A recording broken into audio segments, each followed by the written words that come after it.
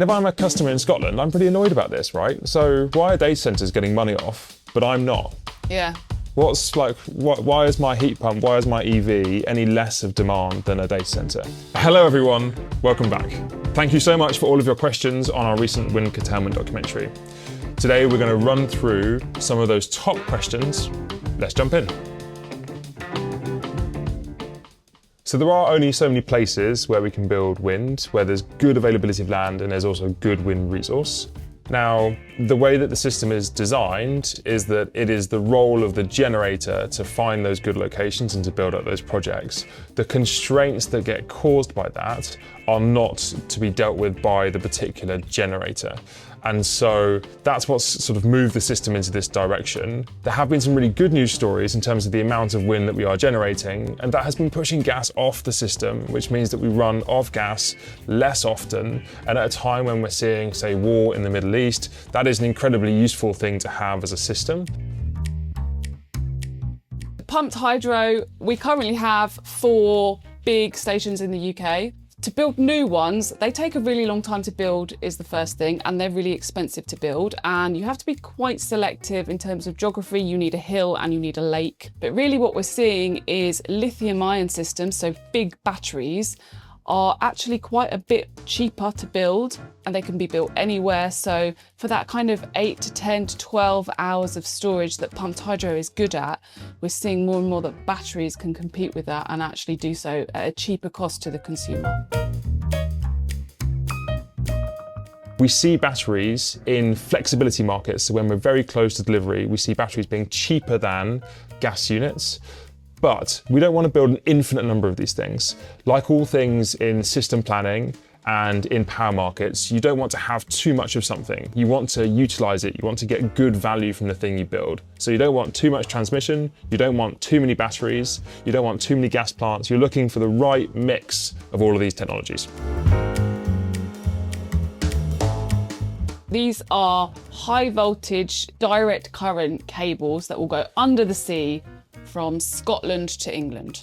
Yes, so these are being built. EGL1 and EGL2 should go live in 2029. EGL3 and EGL4 should go live in 2033. Collectively, they will take 8 gigawatts of power from Scotland to England and will ease the constraints that we see. These projects take 8 to 10 years to build. They've actually been pretty quick compared to sort of big national infrastructure projects. Just think how long it's taking to get Hinkley up and running. And at the moment, we are in this period of very high constraint while we essentially wait for these projects to go live. In a zonal pricing system, it's exactly the same as a national pricing system, except when constraints happen. When constraints happen, the market will split on either side of that constraint. And on the side that has too much generation, the price will go low. And on the side that is on the other side, so on the demand side, the price will go high. So we're now looking at something called reform national pricing. And we are yet to see what that really looks like.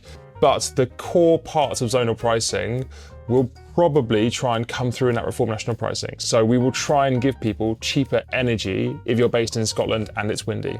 Let's see what happens.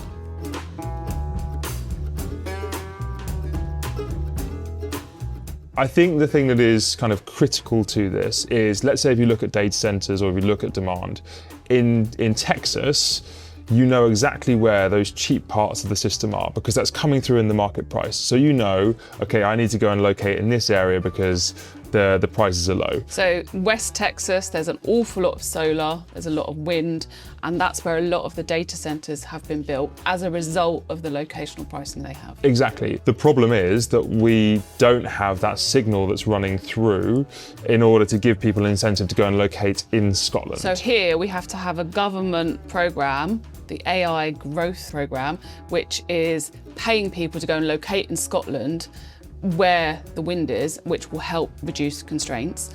But that's kind of like a government intervention as opposed to it being a result of the market price. And if I'm a customer in Scotland, I'm pretty annoyed about this, right? So why are data centres getting money off, but I'm not? Yeah. Why is my heat pump, why is my EV any less of demand than a data centre? So thank you everyone for watching. Thank you for all of your comments. We loved working through them, and keep a lookout for our next documentary coming soon.